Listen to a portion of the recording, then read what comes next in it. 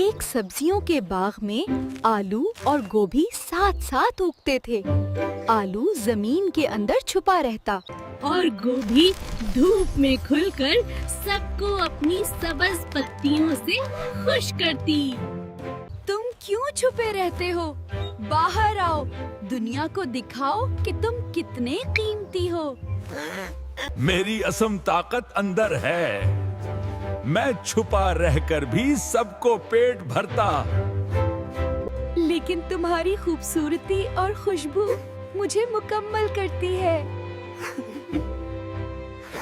वक्त गुजरता गया और दोनों आलू और गोभी ने समझा एक दूसरे के बगैर उनकी पहचान अधूरी है। जब बावर्ची ने सब्जी पकाई तो आलू और गोभी एक साथ हांडी में मिले। आलू और गोभी की मोहब्बत मजेदार खुशबू बनकर पूरे घर में फैल गई।